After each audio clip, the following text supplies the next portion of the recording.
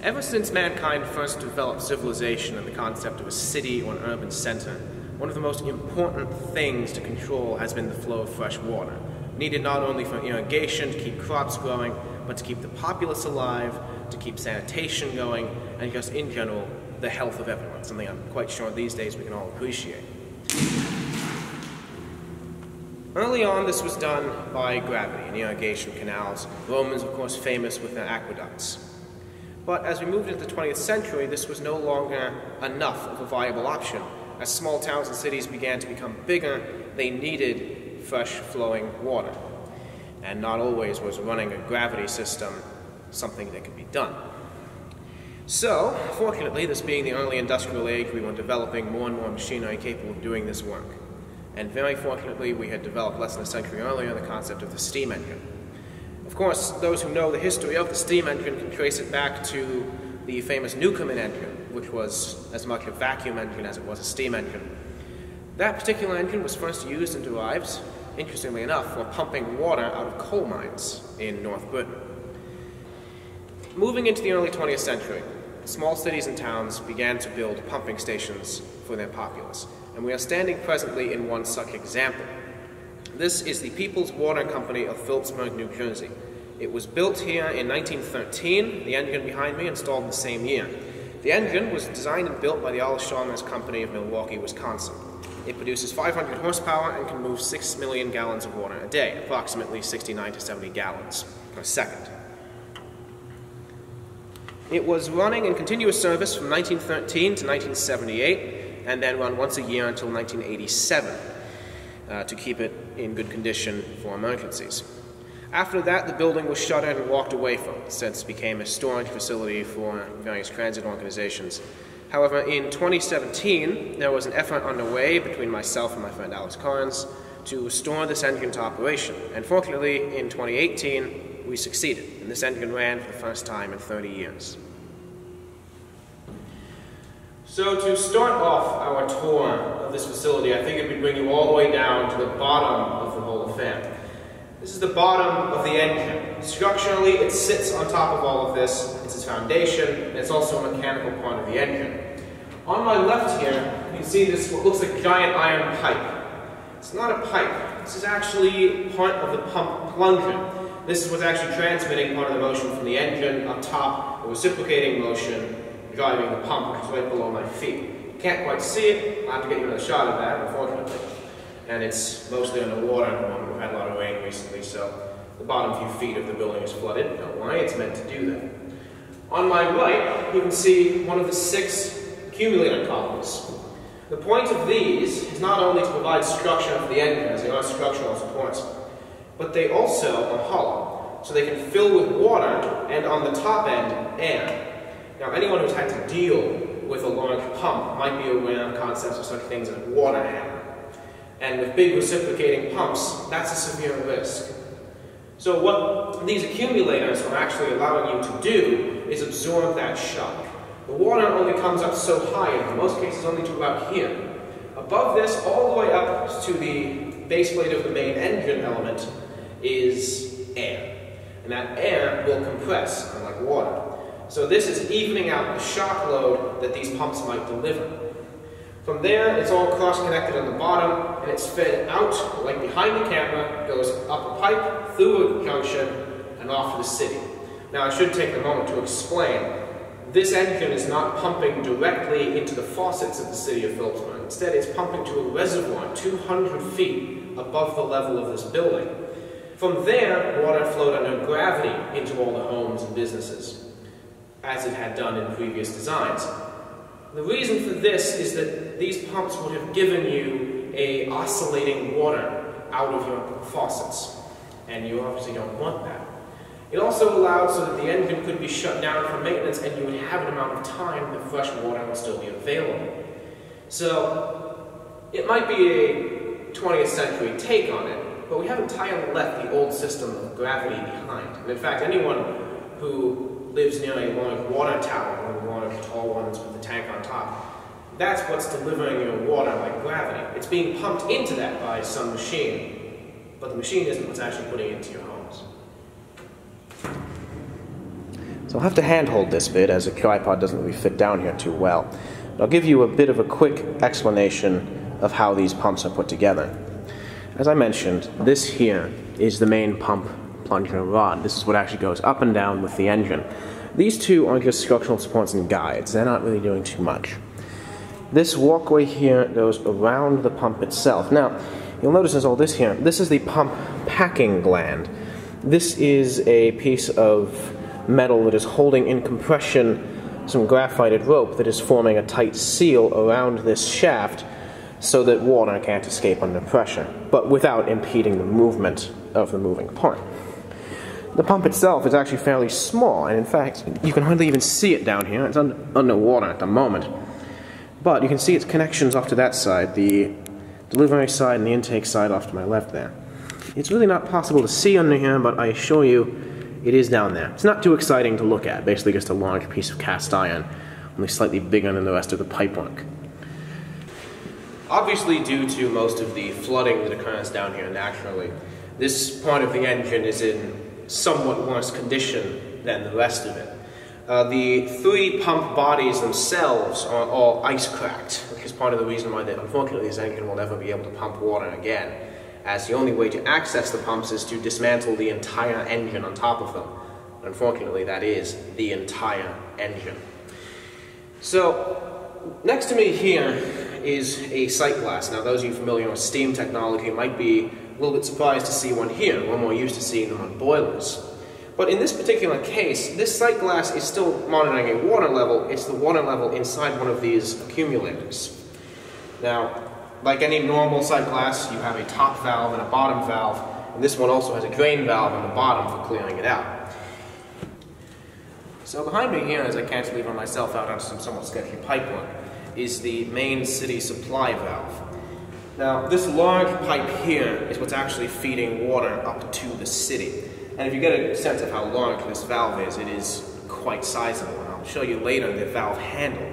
It's not actuated from down here. There's a bevel gear set right behind me. Unfortunately, you can't really see it in the dark. But it goes to a valve handle all the way up on the top deck, which can be operated from up there. It's a bit stuck at this point, but it is all still complete. There's a whole lot else down here, but we'll have to come back to that later as to really understand what it does. We'll have to talk about the rest of the steam side of the engine first. But it will answer where the water comes into this engine from. It is important to note that there are two distinct different types of water pumps. And what's down here, which I've alluded to before, is what's called a displacement pump.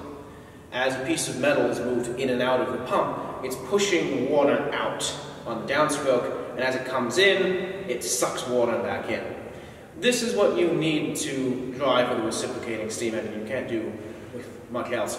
We will be seeing, however, a different type of pump, which some of you may be a bit more familiar with, as it's more prevalent in the modern age. But for now, I think we'll leave this brief explanation of the pumping layer below, and we'll head on up to the next deck.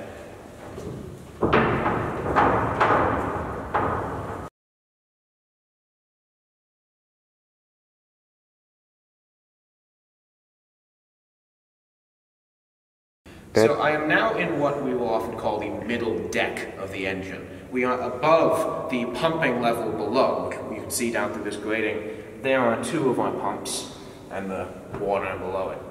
Up on this level is where maybe not a whole lot of interesting things might happen at first, but as you start to learn this engine a bit more, it becomes more interesting.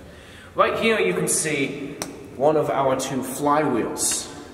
Now we have two of these things. I believe they are 14 feet in diameter. And each one, I don't know what the tonnage is. No one actually bothered to write that on the blueprints. So I brought with me my lantern so we can see down here a bit better. This is one of what we'll often refer to as the tie plates. You'll see these four big rods up here with this galvanized catch. These, we'll see them again later, and these are actually what's transmitting the power from the engine to the pump plunger rods. And they're threaded on the end, obviously, so they would come through these holes here and be bolted on the bottom. And this is the top of what's actually driving those pumps. Another major element of what's going on this particular deck is oil catching. Obviously, steam engines require quite a lot of lubricating oil to work, so we have all sorts of catch system for it. And you can see out of here, we've got pipes going down, we've got these. Most of this is oil that's being used coming out of the bottom of the bearings. So this is effectively a used oil catch right here. Even has a hand pump on it if I'm moving it. And of course behind me there's even more for water, steam, air. There's a lot going on down here. When we get up to the upper levels I'll have to explain where all of this goes to, but in a way this is almost the grand central station of the engine. A whole lot comes through here, but doesn't stay around for long.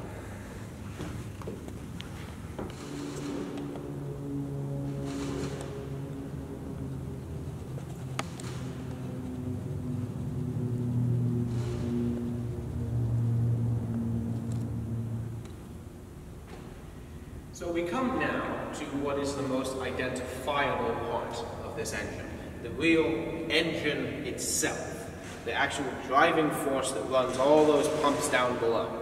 Now you may have also noticed, I forgot to mention it down there, and I have messed up my clothes enough already, I don't feel like going back down there. The pumps are disconnected. The 4 tie rods that go into that tie plate, they've been unbolted, they're allowed to run free. This was done decades ago, before Allis and I even started this project, simply to be able to turn the engine over without having to worry about those pumps. Now, the pump at the far end, the low pressure side, is actually frozen, so it would have never turned anyways. But it was also decided just to do this as, of course, the pumps are cracked, they're not going to move water. The pumps are water lubricated. Without water in them, they're going to seize up. And we just unloaded the engine. Effectively, what we were doing was allowing this giant thing to run in neutral, if you take the example. This was beneficial in a few ways. Not only did it let us turn the engine over manually with a crane on several occasions, it also allowed us to run this engine of 500 horsepower off of only a 50 horsepower York Shipley boiler outside in a trailer, which is something we weren't quite sure at first if it would work, but it did. In fact, it provided more than enough steam to keep this engine running at slow speed for quite a while.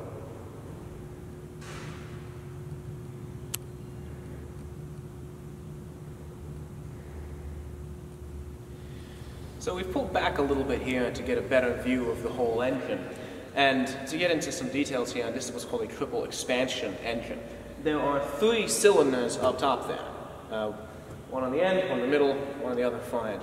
They are high pressure, intermediate pressure, and low pressure. It's what's called a compound. So in this case, steam is used 3 times. It comes in from the boilers in this pipe up here at about 125 to 150 pounds per square inch. Enters the first cylinders to the coreless valve gear, which we'll explain later. It's used in that cylinder, which is about 24 inches in diameter. It then goes into a receiver. At this point, the steam pressure has dropped from about 150 pounds down to about 40 pounds. And at that point, it then goes into the intermediate cylinder, which is in the middle here. At that one, it drops from about 40 pounds, and that cylinder, by the way, is 36-inch bore. That drops down, again now, to basically atmospheric pressure. The low pressure cylinder, and this is where this engine gets quite interesting. The low pressure cylinder runs from approximately 0 psi, or the atmosphere, down to about -6, -7 psi. It's actually going into a vacuum. And we'll get into a little bit why of this later, and it will require running back down to the bottom of the engine. But suffice to say, this is an incredibly efficient machine for its time, and even to this day, it's still quite efficient in what it can do.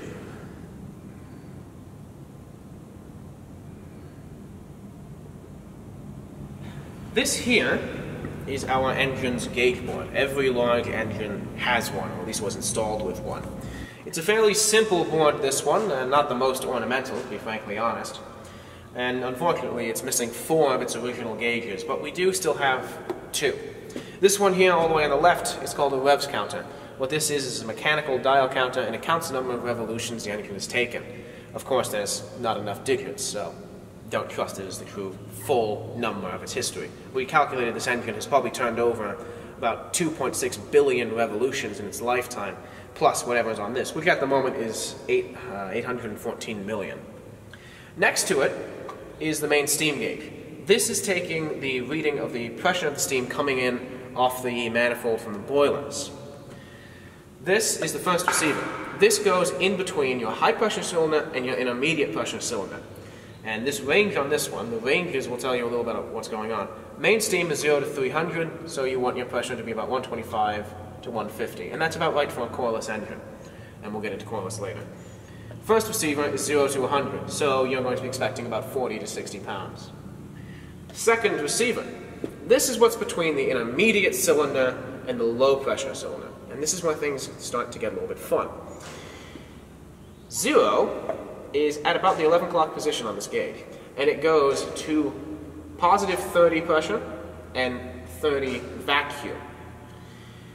And then the final gauge is a straight vacuum gauge. It goes up to 30 pounds per square inch of vacuum. And this is because of what's on the very end of the engine, which we'll get to later. Right here in front of me, and in front of the gauge board, are 3 valve handles. Now the valves themselves are not down here. These long rods actually run up to the valves upstairs, and we'll see those later.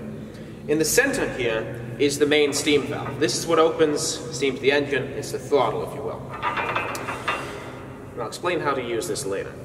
On the left side here, or on the right side if you're running this engine in the proper position to the other side of this is what's called a simpling valve.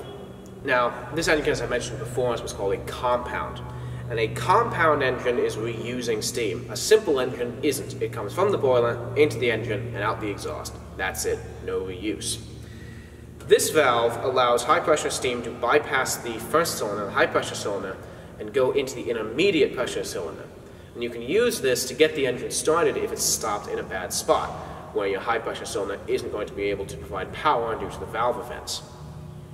On this side, we have the jacket valve. Now, I should explain a little bit what a jacket is. Steam, of course, is very hot, and steam engines warm up as they run. In fact, they will become quite hot themselves. Now, there are certain issues with this. When you design an engine, you have to design it to be at temperature. And the larger you make an engine, the bigger an issue this becomes, as the expansion of a material is not directly linear all the time. The larger it becomes, the more it expands. So, to compensate for this, engineers had to design engines smaller than when they're supposed to be running. So when this engine is cold, like it is now, all the cylinder walls are a little bit tight. All the cylinders are slightly shrunk. Everything is kind of seized up a little bit. It'll still turn, but it's a bit more resistance. To get the engine to run properly, you need to preheat it before you try to start it, and that's what this valve does. This opens steam, and it goes through a system on the inside of the engine, I'll explain later. It reduces the pressure and sends it to jacket liners that go around the cylinders. This heats those up, gets them to temperature, and allows you to run your engine without any issue. It also helps to alleviate any stress in the cast iron cylinders from heating up and cooling down. And it also makes it so that you don't have to worry about such things as water slugs or water hammers, because the steam, as it comes into the cylinder, isn't going to recondense. This is why steam locomotives and a lot of other small engines have cylinder drain valves. As you start an engine, steam coming in will condense back to water. As it can't compress, the cylinder comes, you'll have a problem. On those engines, you have valves to open it. On this engine, not only can coreless valves handle it, you have this valve to preheat the engine, so you never even have that issue in the first place. So I now come to you from next to a flywheel. This is one of the two, as I mentioned before, they're about 14 feet in diameter.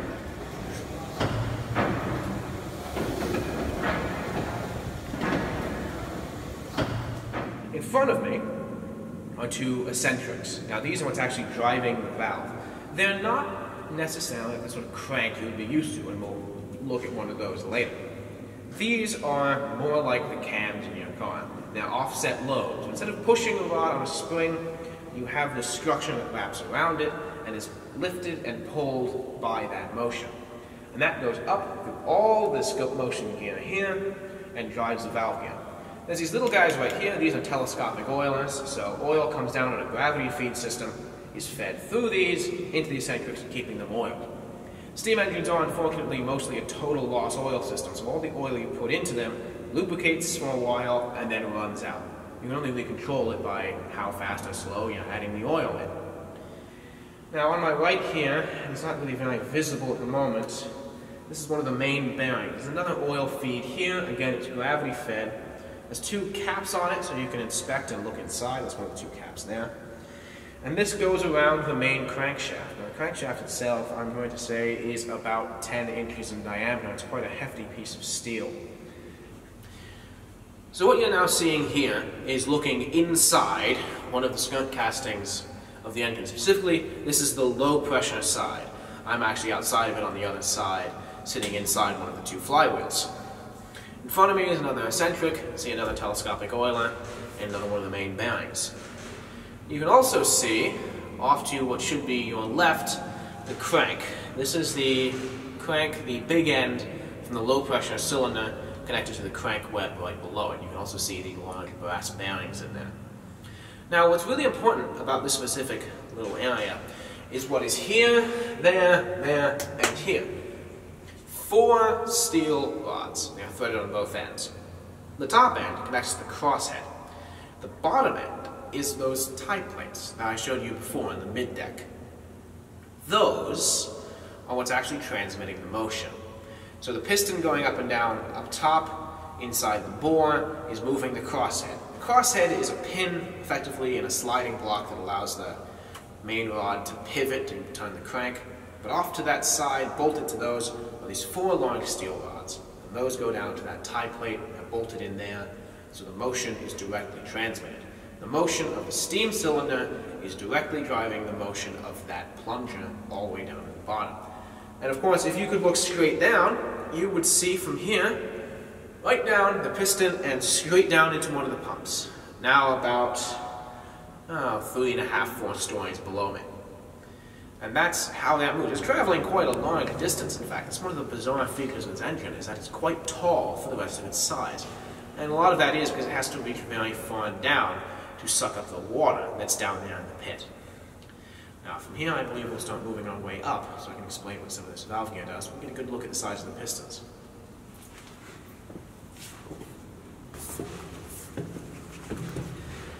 So you remember that steam heating valve from before? Well, this is the brains of that system. We have a pressure regulator valve, we have 2 steam traps to siphon out water, and we have all of this mess of valve work to get steam where it needs to be, when it needs to be there. So, what this system allows you to do when running off of that steam heat valve, it comes through here and is regulated down to the right pressure to go into the jackets. Obviously, you don't want full pressure in them. So, it comes through all of this, these traps siphon out any water that might be in there, and it heats through the engine. Unfortunately, this system has had a few issues. It too suffered ice, and both of these steam traps leak. So when we started this engine up, it was a cloud in here because of these. We will fix these with due course. We're going to have to source new ones, and unfortunately those are a bit expensive, but we will repair these in time. Right now things here are a little bit somewhat dismantled. We had to take part of it apart before the winter freeze to make sure nothing else froze and cracked, but rest assured we took photos to make sure everything goes back right where it belongs.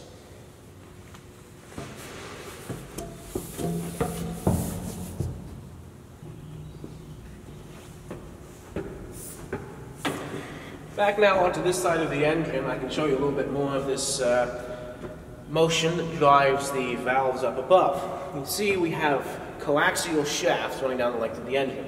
This is actually somewhat unusual for a waterworks engine, as on the most part they would have used a secondary spinning lay shaft up above, or they would have used the eccentrics connected more directly. So this is a somewhat unusual setup, and as far as I know, it's the only engine in the country that uses this exact design. Now, what you might find a little bit interesting is going on here. This here connects to an eccentric down there in the crankshaft, we've just seen it. It drives the center shaft that reaches all the way through the engine, through the next skunk column, and drives the high pressure admission gear. It's in the weirdest spot for it. This is running the admission gear for the intermediate cylinder, and you can see it's quite a hefty piece here. We've often nicknamed this the spider gear, as it looks like the legs of a spider upside down. Now, you can also see on this all the work that's gone into it. These are all cast iron. We have brass bearings on them, all their set wedges, and everything up here grease lubricated. All of these grease cups we found very luckily still intact on the engine. We didn't have to replace any of them. We only refilled them. So anyone who knows the saga of this engine knows these. These are dashpots. And again, anyone who's worked on this thing, that just sent a shiver down their spine. These gave us the biggest headache to restoring this engine. It got so bad, it got to the point we were wondering how possible it would be to run this without them. What these do, I'll get into a little bit of detail later when we get to the cornerless valve gear, is that these are what allows the quick closing action of the cornerless admission valve. It is a vacuum chamber and an air cushion simultaneously, and it's a bit more complicated than that, but for the sake of keeping it simple, it's a vacuum cushion, or vacuum pot. Now, what's inside of this bore is another piston, and if you think of like an old-timey top hat, flip that upside down and make the brim a few inches thicker. Now, similarly to that, it's hollow, as it's a piece of cast iron. It's completely solid. It was molded with a core box, so it doesn't weigh 5,000 pounds, only 3,000. The issue with this is that when this engine was put away for the last time, they put away the engine well. They didn't really put the building away right, and only a few years later the roof began to cave in. Eventually it got to the point of it completely collapsing and falling in on the engine, and all the woodwork, which you can hear creaking above me, had to be replaced by the county. Now, this was generally a good thing that it was replaced, but the old roof had already done its damage. It had fallen in, the rain had come in, and it got into these dashpots. Now, because these are quite clearance-fitting, tight clearance pistons, due to them being vacuum pistons, it didn't go run down between the walls at the bottom of this here. It went through the little openings into the center of the actual piston itself, and then it froze, and it cracked them in half. It did not crack them in half this way, fortunately. It cracked them this way. The bottoms broke off on most of them.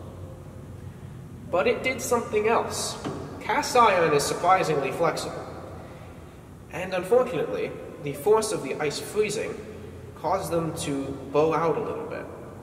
So when we got here, we found one removed. We removed a few that were smaller and better shaped, the high pressure ones. They came out fairly easily.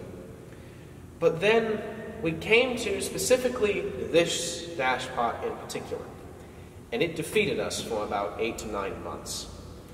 Eventually, what we had to do was build a pusher rig with a hydraulic piston, thanks to the help of the wonderful Scott Carlisle, and we pushed the plunger out with something on the lines, I believe, of 50,000 pounds of hydraulic pressure.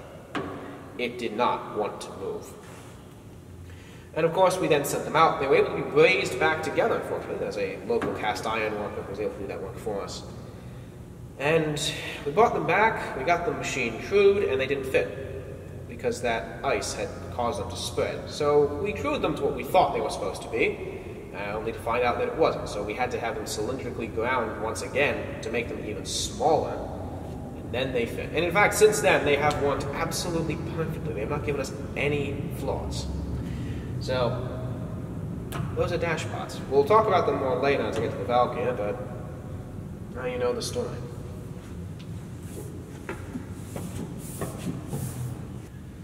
So this big machine here next to me is the governor, and this is what you can sort of consider the ECU of a steam engine. It is controlling the valve timing of the high pressure cylinder to maintain a constant RPM. And it's doing this with these giant big cast iron balls. There's 2 of them on this particular setup. The whole assembly rotates like this, and the inertia of them, as you can spin it by hand, as you can see, it's starting to rise up on that center shaft there. In doing so, it adjusts mechanically the position at which the valves will be tripped closed to allow for a constant RPM. Because of this, you can also run this engine with the throttle wide open and it won't accelerate or decelerate. This will control that speed. In fact, that's how you run one of these engines for maximum efficiency. You start it slowly on the throttle valve, and once you have it running and it's on the governor, you just crack the throttle all the way open and you leave it. And this will control it the rest of the way. And because now you're getting full pressure into the cylinders and it's only being controlled at the timing, your efficiency is through the roof. Now, to explain a little better what this is doing, we'll have to go up to the next deck and look at the cornerless valve gear, which is really one of the more interesting things on an engine like this.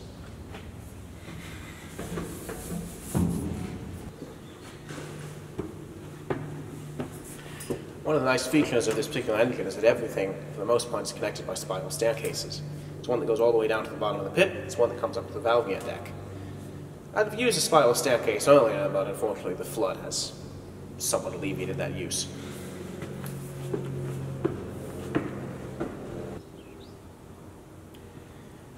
So here we are now on the valve gear deck of the engine, and you might be noticing we are getting up quite high now. Now about 5 stories below us down to the bottom of the pit.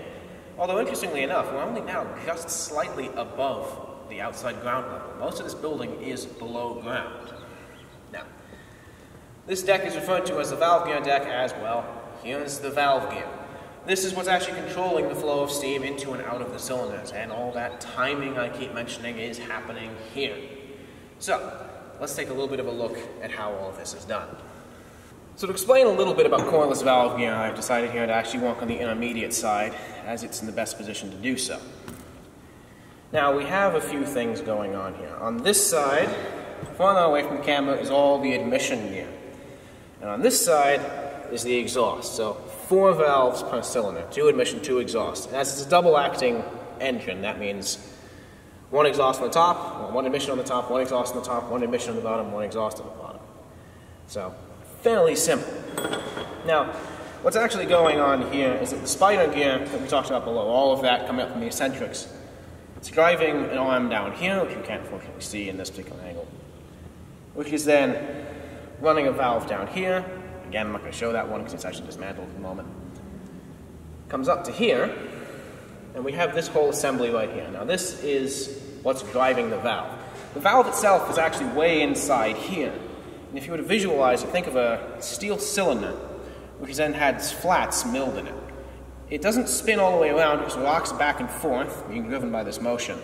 And it covers and uncovers ports that allow steam to go into the cylinder, or in the case of the exhaust, to come out of the cylinder. Now, what makes this whole assembly important is what's driving what. It's all coaxial. The valve is directly connected to this outermost part. And it has this arm on it, called the steam arm, which has a little grab hook under here for fine steel, and this thing, called the crab claw, which actually rides on one further back, sits on the outside of that shaft, and is what's being driven all the way down there. So, what goes on in a cordless valve gear? Well, basically this arm comes down, grabs this, lifts it up, opens the valve, and then at a certain point, this rides off. There's actually a cam lobe back here. It lifts up and drops that. And those dash pots, again, that I mentioned earlier, it's all coming back now, pulls this back down and pulls the admission valve closed. It's a fast-acting, quick shut-off valve. Now, I'll give you a little bit of demonstration of what happens here. Right now, as the engine stops moving, there's a little shaft right here that's actually quite important. This is what's controlling the position of the cutoff when this lets go of the valve. And it is riding on another part of the crab claw back here. And as this comes up, it rides over that cam, and what it does is that. Now, of course, it would run a little bit better if it had been more recently oiled than it was, as we haven't run this in a while. But this is what releases it. And you'll notice it itself is sprung, so it always comes back. But this is what's incredibly important about cordless valve gear, and the control of this is what allows this engine to function. That control, but on the high pressure, is what the governor was doing. And it's really what makes this design of engine so efficient. So while we're up here, let's talk a little bit about oil. As the higher up you get in the engine, the more you'll actually find the oil sources are. It's all gravity after all. Except for this. Obviously, you can lubricate all the parts on the outside of an engine fairly easily. All you really have to do is run around with an oil can, if that's what you want to do. But what about all the internal parts, all the pistons, all those rotating valves? How are you going to do that? That's what this does. Now, not only does it feed the inside of the engine, it also is specifically feeding a blend of steam oil, which is a high viscosity oil made with tallow and, in some cases, graphite, depending on what temperature you're planning to run the steam at. Now here we have 2 individual little devices. Both of them work on the same principle. Both of them feed into the engine by this wonderful setup of fine pipework. This outer element here is a force feed lubricator, and you can see already some of what it does. This crank out here is being driven off the engine off of this set of valve gear, and it is physically pumping oil through this whole setup. There are these little bypass valves here that you use to control the oil flow. It's actually giving you a drip indication. So if you look through this window and it's running, you can see little droplets of oil coming through little nozzles telling you how much oil is actually being dispensed. And then up through all these pipes, through these valves, and out into the engine. We have a fill on this side and a sight glass here that lets you see how much is in there. So, since I mentioned it though, let's talk a little bit about what the oiling on the outside of this engine is like. Obviously you can see in a lot of this we have small oil holes that you would put oil into, or in some cases, grease fittings, which I pointed out earlier. You also have several of these, which is just your standard drip feed oil. However, this isn't dealing with most of the large stuff downstairs. I mentioned before we had those telescopic oilers on the eccentrics. There are similar setups on the crankshafts, and in fact feeds into the main bearings. Now where's all that coming from? Here is a set of monitoring valves and little sight drips that you use, and in straight some pipework. Up top there's a large tank, probably about 40 gallons of oil would sit in that, and it would just come down via gravity, and you control it with tiny little metering valves to dispense just the right amount into where you need it on the engine. It's quite a simple system, and all you really have to do is once in a while bring up a bucket of oil, dump it in the tank, and again, it takes care of itself. That's something that a lot of people don't understand about this particular design of engine. Waterworks engines in specific were designed to be incredibly reliable. So this engine only produces 500 horsepower. For its size, that's not a lot. Smaller engines can produce over 10,000. The reason for this is that this whole engine was designed to be low stress. It doesn't need a lot to maintain it, it doesn't wear itself out, and it doesn't have to work too hard. It only makes 500 horsepower, but it produces something on the order of 69,000 foot-pounds of torque. So, slow but strong. And it really never has to wear out. After running for decades, it is still in fantastic condition. Most waterworks engines in this country, unless they've been harmed for some reason, are mostly in runnable condition. They were designed to have over 100-year lifespans, as simply they didn't anticipate that much would change. In fact, you can argue some engines of this type, not only were they so reliable, they presented some of the first examples of automated machinery. The governor would control your speed. The oilers would keep everything lubricated. You had to do very little other than just walk around and occasionally maintain a small thing, top something off. And it could run that way for days, weeks, months, years at end. This engine was given regular overhauls, but they didn't require much. The cylinders have never been taken out of their bores. The main bearings have never been taken apart. In fact, the piston rings, which sometimes have to be replaced on small engines, are still the original. Almost all of this engine is original, and it's not worn at all.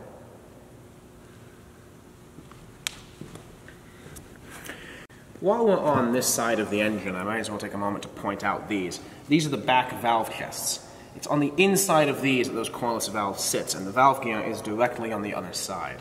You'll notice here this little hole we drilled and tapped. This was for feeding lubricating oil into the engine to get these valves unstuck after years of not running. You'll also see the rest of this here. There's this pipework and this shaft. This shaft will go up and down when the engine's running. And this, well, if you put it in gear, it's not always running. And this is a steam valve that goes into the cylinder. The point of this is driving what's called an indicator. This is something, if you follow the NMI Facebook page, you will probably have seen one running before. I myself giving a demonstration of it.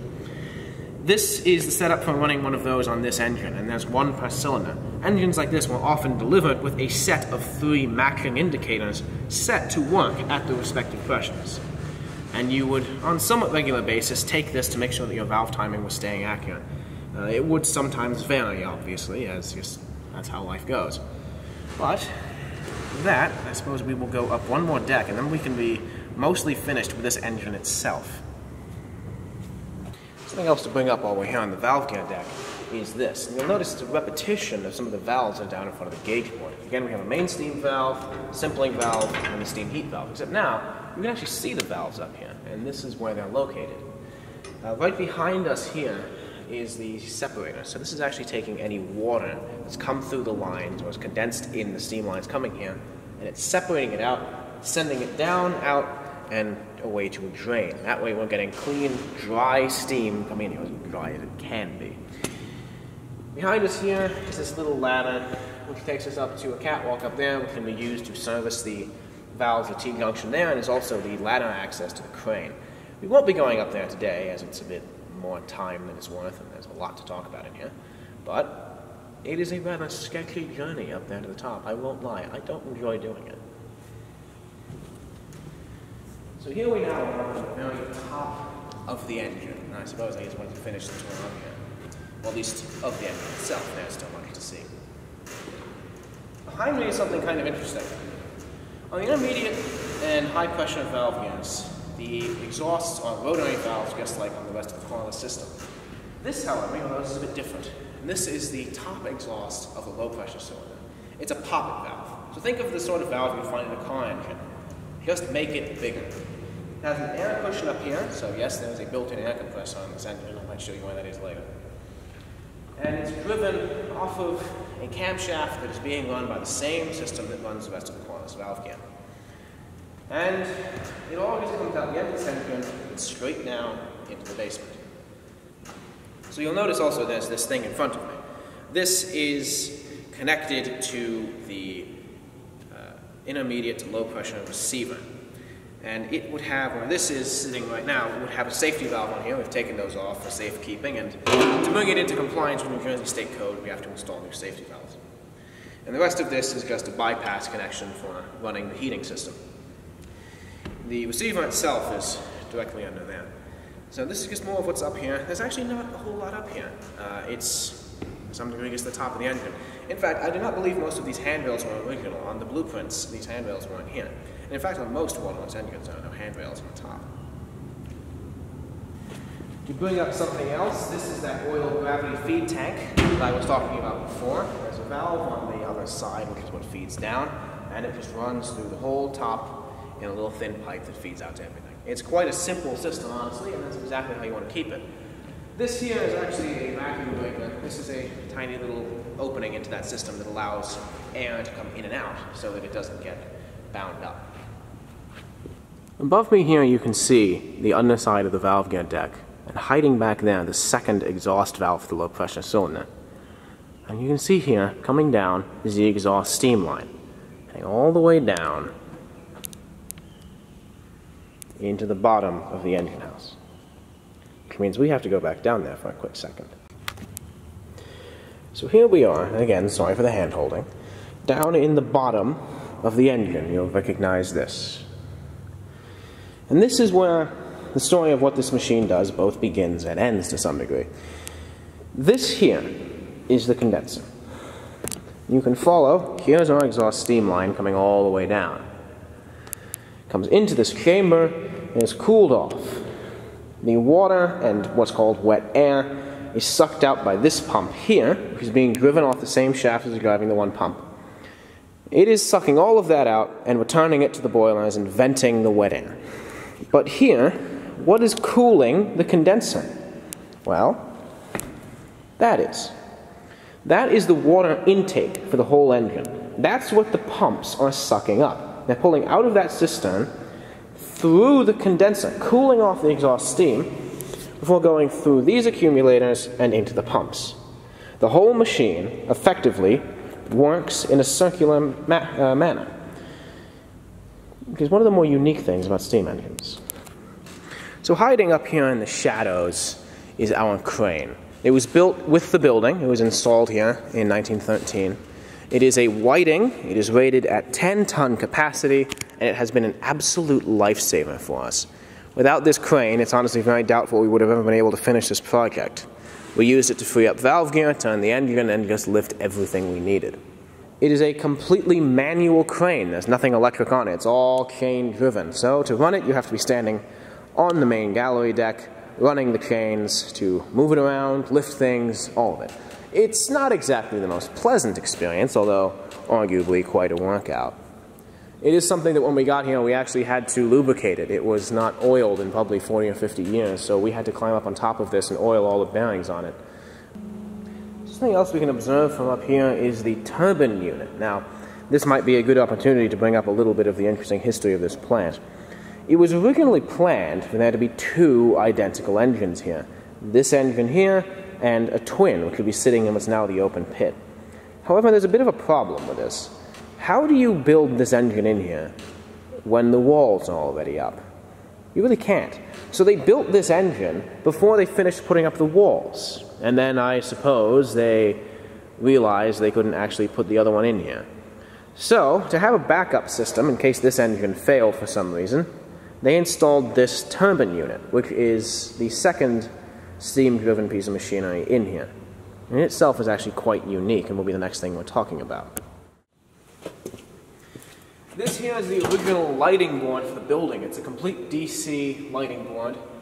It worked on 110 volts DC, same voltage as now, but not alternating current. Obviously it's a bit surrounded by stuff now, but still get a sense of how it worked. Nice pictures for various circuits. Main meter here, and this is for controlling your field on your generator, which I'll explain in a second. You might be noticing it's a little bit strange how it's lit up. This main light would always be on, however those two on the side would have been ground fault lamps, so if those were on, you would have had a problem. We have them wired on just to provide a little bit more light back here in this corner, but if we were being historically accurate, none of them would be on. They are, by the way, run off of this switch, so at least something of it still works right.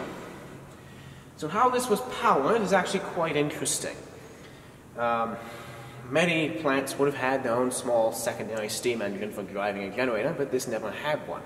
What instead had is a small Pelton wheel, which would be spun by the water pressure coming off of the discharge end of the engine. And that would spin up the Pelton wheel, which would run a 110 volt DC dynamo and provide the electricity. It would then come through this board and distributed throughout the whole building in a classic knob and tube wiring system. Fortunately, we still have almost everything except the pipework to connect the Pelton wheel, but it all still is here and could be reassembled in the future. This here is the turbine unit I mentioned before. It's a Terry turbine built in New Haven, Connecticut. This came in a little bit later, 1914. As I said, it was meant to stand in for the second never completed reciprocating engine. It had problems and has never really been used to its full extent. It was running on low pressure, saturated steam, fairly low RPM for what it was meant to do, but it is fortunately completely intact. Now the way that this machine works, we have the turbine here, we have a gearbox, and then two centrifugal pumps, which run together. They run in series. One sucks water out of the other and kicks it back out again. And on the end of that is a generator, which I'll show you in a second. That generator provides DC at 230 volts approximately, and it goes to that circuit board over here. This board is fairly simple. All it's doing is providing power to one other thing, which is this motor here. Now this motor, when we got here, it had almost never run, but it was in very good shape, so we tested it out, we checked it, and it ran fine. We got it running off of a rectifier, which we plugged into the main board. And it has been an absolute champion. We always run it on tours whenever we can, and everyone absolutely loves seeing this thing. Running it itself is not difficult. The board is fairly simple. It's just a little bit old school. Even though it's not powered on, I'll go through a quick explanation of how all this works. This is the main bus switch. This would connect the generator, or in our case, is the rectifier into the load. Again, it's not powered on, so I can do this. We have 2 meters here, voltage, amperage. These two lights come on in series, one's got power. We have a circuit breaker here, and we have two other things. This is a soft starter. It goes through a series of resistance grids to slowly bring up the voltage on the motor so you don't start it hard, you bring it up slow. That comes through all the way down like this. Now you notice I'm also twisting this handle as I go. It's because there's a contact rail in here. So what that does is when that makes contact, it closes this relay and it keeps the circuit safe. So that way, it's a dead man's. If you let go of this, that drops out and you lose power. Your motor shuts down. Once you are at speed, it bypasses that and it keeps it running. It basically presumes, okay, it's running, you've now stepped away from the board, you're safe. This, of course, is the field rheostat for exact speed of that motor.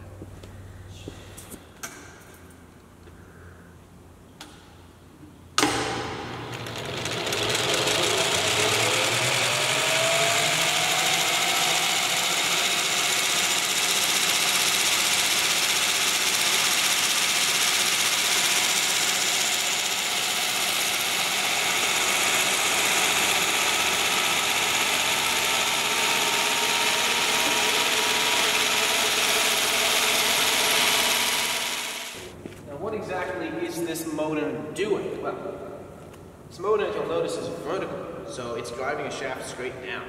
And all the way down in the bottom of the building, down in that cistern, is another centrifugal pump. So remember I said before, that's reciprocating displacement pumps. These are centrifugal. They work by spinning. As they spin, they suck in water, they push it to the outside, create a pressure head, and fling it out. This is driving one of those pumps all the way down there. It has one purpose: bring that water up from the bottom into the two pumps directly connected to the turbine. And that way the turbine can then take them and kick it up the 200 feet to the reservoir. These pumps are not as good against a head like that, but with all three centrifugal pumps running together, it could do it. The problem was, of course, that this turbine was never set up right, so it was quite steam hot. Now, 4 boilers here, one of the next things we'll look at. That engine could run full load on only 2 of them. This turbine required all 4 being in steam to run. With the turbine covered, we're going to cover all the making of machinery in the actual engine room itself. Before we go into the boiler room and take a look at the whole building, there's just one last piece of equipment. The turbine, like the main engine, has a condenser, but it doesn't have the same setup, and we'll go take a look at that now. Welcome to the sarcophagus. That's what we call it. It's horrible down here. But this, above my head, is the condenser of the turbine. C.H. Wheeler condenser, pretty simple stuff. It works the same way. But, obviously, something has to be running the wet air side, and sucking the water out, and pumping the coolant through it. Well, the coolant is being supplied the same way. The pumps are running through it. But what about the wet air and all of that? And you might notice, you can just make out here a flywheel. There's another engine down here. It's another reciprocating steam engine, just a single-cylinder piston valve job. This one, unfortunately, is in very poor shape. It itself is a C.H. Wheeler, like the condenser above it, and its whole purpose was just to get the wet air and water out of the condenser. You can probably now get an idea of why we call this the sarcophagus, or the crypt. But this is directly underneath of the turbine. You can see they actually had to hack out part of the wall to fit this in here. It was never part of the original plan for any of this equipment to be here. It was all had to be made up at the last minute to fit this in. But the machine is down here. It's quite an unusual piece. The whole setup of the turbine is actually quite poor. It's probably why it ran so poorly. But this is down here. It's the often forgotten little sibling that this building hides. And unfortunately, it could use some love. We'll get to it. We will. But first things first, we have to take care of the big guy. So then we'll take one last look back into the whole engine room from on top of the entrance stairs. See, all the way down there into the pit, all the way up to the top of the engine. There's our crane. Now, we'll now move through here. This doorway itself is quite interesting. Half of it was sealed off at one point. Telephone bell up there. It still works, actually. We have rung it before. This phone, sadly, does not work. We just found it and put it on display. But this is the entranceway into the boiler room. Apologies about the mess. We didn't put it here. That was the only we got. Boiler rooms are often overlooked parts of steam plants, but they are so vital. Here we have the 4 boilers that were installed. Off to my right, we have the original 2, units 1 and 2, 3 and 4 are there. They are all identical in terms of construction. They are what's called horizontal return tube boilers, or HRTs. Their design is fairly simple. There's a fire underneath them, which comes around the back of the bell and then forwards through flue tubes like you would find in a locomotive boiler. They are fairly complete, except for the 2 on my left here. 3 and 4 were at some point rebuilt to be gas-fired instead of coal-fired. Unfortunately, during decommissioning, they were, well, the boilers are intact, but the feed water apparatus was quite badly damaged. 1 and 2, however, are still in their original coal-fired state and are in fact in excellent condition. And here, of course, up in the darkness, is a view very rarely, if ever, shown to the general public. This is the top of the 4 boilers. Where I'm standing now is between sections 1 and 2 and 3 and 4. The 2 were installed separately. But from here you can get a much better idea of how these worked, as much of the equipment on these boilers was top-mounted. Here on top of number 4, you can see the construction. It's a 6-row double butt strap boiler, so incredibly strong. This is one of the steam domes. The boiler has one. This is a safety valve here. It's set to blow off at 170 pounds, which is surprisingly high, and it just vents into the room, not something in common practice now. This valve here is actually a non-return valve, so steam cannot flow backwards through it. Unless pressure is equalized, it will shut. That's what all that stuff on the side is for. Heading up, you see one of the steam lines that heads over the manifold. You'll notice it's curved. The point of this is to allow for thermal expansion. Obviously, sharp corners will crack when you force them to expand and contract. A long, gentle curve won't. If you're ever looking at a photo of an industrial site and you see a giant omega sign-shaped piece of pipe, that's what one of those is. Here we are now crossing over to the other sets of boilers. 2 more domes. And interestingly, the feed water apparatus is up here as well. So hiding up here in the remains of the former roof, you can see feed water apparatus. That's the check valve there, coming all the way around, and there's a monitoring valve downstairs to control it. This is how water was actually applied. It's not uncommon for water to come from above. It's unusual perhaps with a locomotive, but for stationaries it was far more common, as if you developed a problem with your check valve, you wouldn't lose all your water. So you might be noticing a pile of coal here. This is what would have been feeding the boilers. And it is here next to this structure, the coal trestle. Railroad tracks, top of a small concrete bridge. This came off what's now the Norfolk Southern Line, was Pennsylvania Railroad at the time. And hopper cars would have just been pushed up here and then dumped out. The tracks, of course, are no longer serviceable, but it's all still intact back here. And is one of the other many sadly forgotten elements of this little pumping station. So this is the part of the video where I realized I forgot how much to cover, and I scrambled to film it all in just a few minutes with a dying battery. This here is one of the intakes of the pump house. Sadly, it's been having some erosion issues. It's a common misconception that the pump house is actually drawing water directly from the Delaware here, but that's not actually true. It's drawing from a reservoir underground. There's 5 of these pits, and underneath it is all sand, gravel, and charcoal. They're used as intakes. This trail, by the way, is paralleling the Delaware on the New Jersey side. And then, interestingly, the system that brings water into the cistern of the pump house is a little feature called the sand tunnel. Any guesses as to what this is?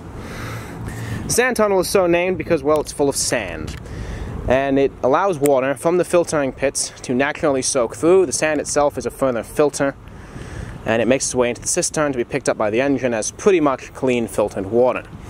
This is the outside of that tunnel where they dug it from. If you look inside, you can actually see the remains of some narrow gauge railroad rail. I've never been inside myself, but I hear it's full of spiders, so I will refrain from going in. However, you can now get a little bit of a better appreciation of the side of the waterworks you don't normally see. It really is, even still, all the way out here, even the same concrete mold system.